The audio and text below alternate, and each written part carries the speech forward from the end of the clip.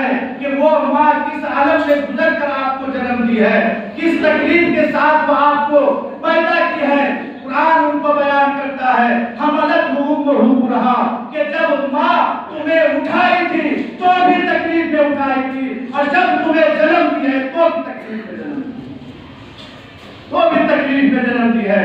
لیکن آج عالم یہ ہے، المیہ یہ ہے کہ آج لوگ والدین کے نافرمان ہو چکے ہیں۔ آج سننے کو ملتا ہے کہ جو بیٹا کے بچپن سے لے کر جوانی کی دہلیز تک ماں پہنچاتی ہے، آج اسی والدین کے ماں باپ کے ساتھ ہے، اسی والدین کے احسانات کو اولاد بھول جاتی ہے۔ لیکن آئیے، جو شخص ماں باپ کے نافرمان ہو جاتا ہے ان کا انجام کیا ہے؟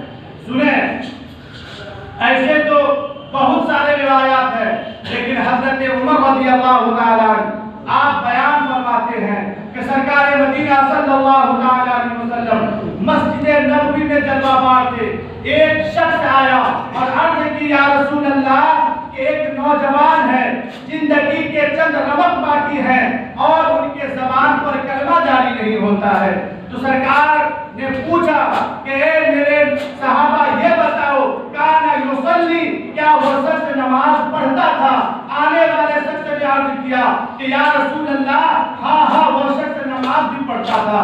آقا کریم صلی اللہ علیہ وسلم ان کے ساتھ تشریف لے گئے۔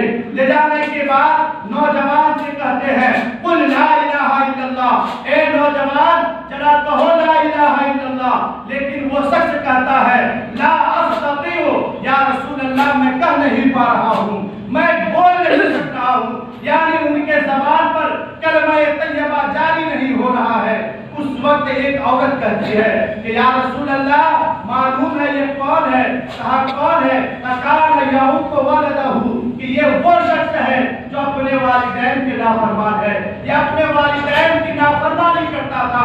آقا کریم پوچھتے ہیں کیا ان کی ماں زندہ ہے؟ کہا یا رسول اللہ ان کی ماں باحیات ہے۔ آقا کریم انہیں بلاتے ہیں، وہ آتی ہے اور آپ پوچھتے ہیں کہ بتا یہ تمہارا بیٹا ہے؟ وہ کہتی ہے یا رسول اللہ ہاں یہ میرا بیٹا ہے۔ آپ سے سرکار پوچھنے لگے کہ یہ بتاؤ کیا تم ان کی سفارش کرو گے؟ جب میں کہوں کہ یہاں پر آگ جلائی جائے گی اور اس میں تمہارے بیٹے کو ڈال دیا جائے گا، کیا تم ان کی سفارش کرو گے یا چھوڑ دو گے کہ ویسے ہی آگ میں جل جائے؟ ماں کہتی ہے کہ یا رسول اللہ نہیں، میں اس وقت تو سفارش کروں گی، کہ جب سفارش کروں گی تو یہ کہہ دو کہ میں اللہ اور اس کے رسول کو گواہ بنا کر اپنے بیٹے سے راضی ہوں۔ کہا ٹھیک ہے کہ یا رسول اللہ میں کہتی ہوں کہ اللہ عز و جل اور سرکار دو جہاں صلی اللہ علیہ وسلم کو گواہ بنا کر میں کہتی ہوں کہ میں اپنے بیٹے سے راضی ہوں۔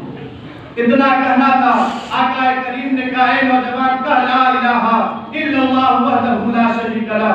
وہ نوجوان اسی وقت سرکار کے ساتھ ساتھ پورے کلمات کو دہرا دیے۔ تو کیا سیکھنے کو ملا؟ آقا کریم اسی وقت کہتے ہیں الحمدللہ الذی انقذ بالنار، خدا کا لاکھ تعریف ہے کہ اللہ تبارک و تعالی نے میرے وسیلے سے اس نوجوان کو جہنم سے بچا لیا۔ کیا پتا چلا؟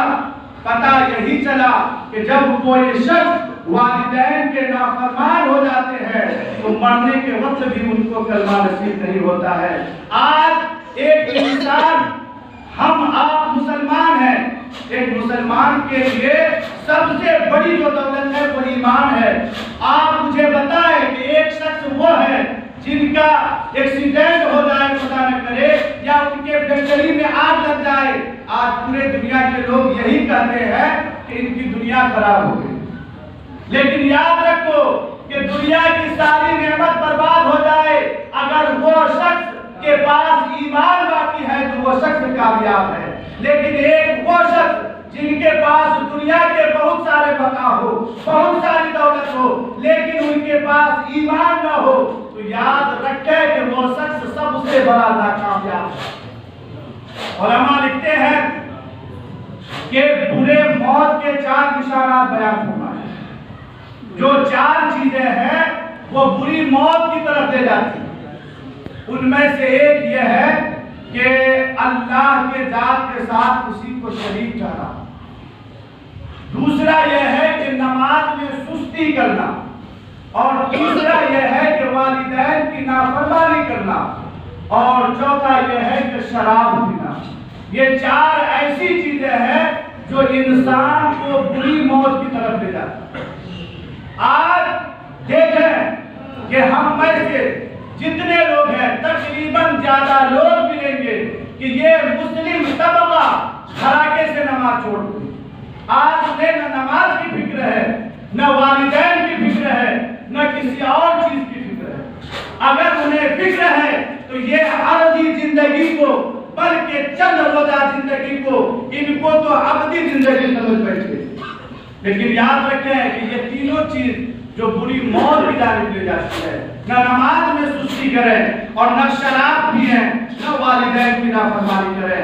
آج لوگ والدین پر چیخ چیخ کر بات کرتے ہیں، زور زور سے بولتے ہیں، لیکن یاد رکھیں ایک آدمی حضرت عوام رضی اللہ تعالیٰ آپ لکھتے ہیں کہ میں سفر کر رہا تھا اور ایک گاؤں میں پہنچا، ایک محلے میں پہنچا، اور اسی کے قریب ایک قبرستان تھا، اور اس قبرستان کو دیکھا کہ نماز عصر کے وقت ایک قبر پھٹ جاتی ہے اور ایک آدمی نکلتا ہے، ان کا جو شکل ہے وہ گدھے کی صورت میں، اور 3 مرتبہ وہ شخص آواز گدھے جیسی آواز نکالتا ہے، پھر قبر کے اندر پہنچ جاتا ہے۔ تو اب جو ہے حضرت عوام رضی اللہ تعالیٰ بڑا تعجب ہوئے کہ آخر معاملہ کیا ہے کہ آدمی قبر سے نکلتا ہے، گدھے کی صورت ہوتی ہے اور آواز نکال کر پھر قبر کے اندر چلا جاتا ہے، وجہ کیا ہے؟ وہیں پر ایک عورت بیٹھی تھی اور وہ سود کاٹ رہی تھی۔ کسی نے کہا کہ معلوم ہے کہ وہ عورت کون ہے؟ کہا نہیں، کہا یہ عورت ان کی ماں ہے۔ بولا کہ معاملہ کیا ہے، واقعہ کیا ہے جو اس طریقے کی ان کی حالت ہے؟ تو وہ عورت کہتی ہے کہ یہ شخص جو ہے شراب پیتا تھا اور شراب پی کر روزانہ اپنے گھر کو آتا، اور گھر میں آنے کے بعد ان کی ماں انہیں سمجھاتی کہ بیٹا شراب مت پیو۔ یہ ماں کو بار بار کہتا کہ آپ گدھے کی طرح کیوں نہیں ہلتے ہیں، کیوں مجھ پر چلاتے ہیں۔ تو جس وقت ان کی موت ہوئی تھی وہ وقت عصر کا وقت تھا۔